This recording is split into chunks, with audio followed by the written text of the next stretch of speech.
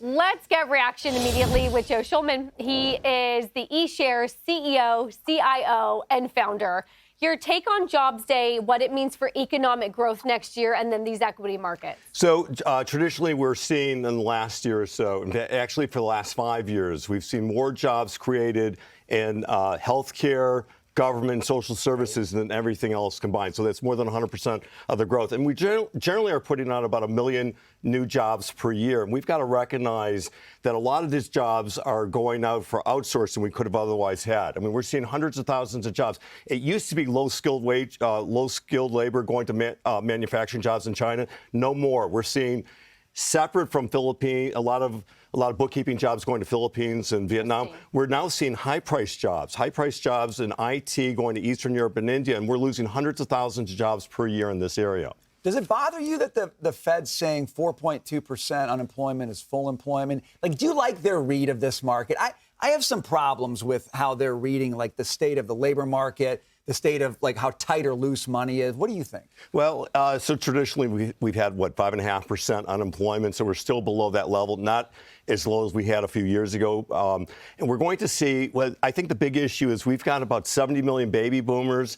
Many of them are well past retirement age already. So it's double what it was 20 years ago in terms of where people are retiring. It's double in terms of people working now past age 65. So we've got potentially 20 to 30 million people who are going to be retiring in the next 5+ years because they're well past 70. All right. So we're going to see these numbers changing a lot in terms of how we view full employment. Right.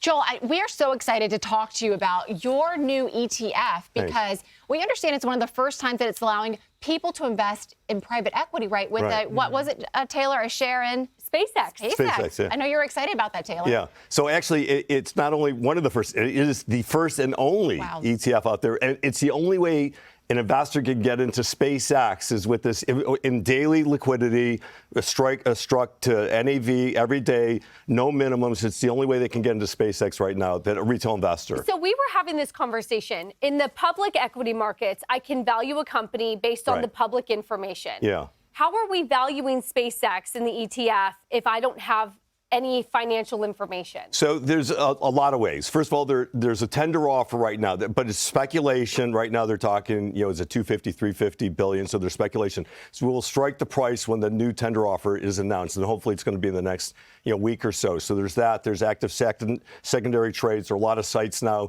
that are showing active secondary trades. We also have my company, ERShares, is evaluation services where we value private companies that are about to go public for SPACs and other places. So we've got several different data points that we're looking at, but we're going to strike it to NAV every day. And then clearly when there's a new tender offer and if it comes out soon, we may see a pop in the stock price. So we got it a few days ago. We think a very attractive price, and we're really excited.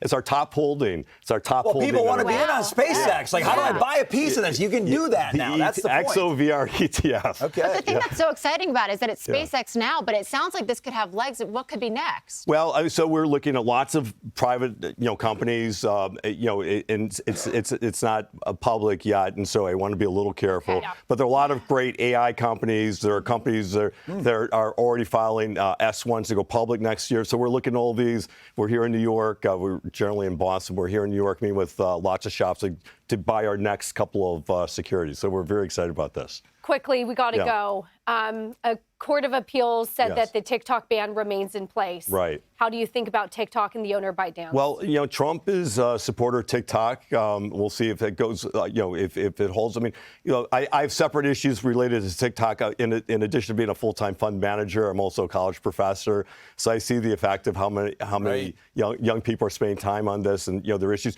I know most of the big issues regarding TikTok are related to, secrecy, disclosure, and this sort of thing.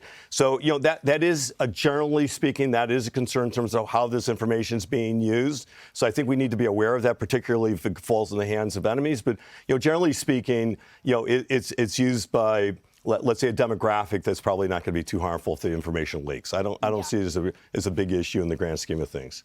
Joe Shulman, thank you so much for being here. We really appreciate it. Gives you an on-ramp to SpaceX. Pretty cool stuff. Awesome. All right. Thanks.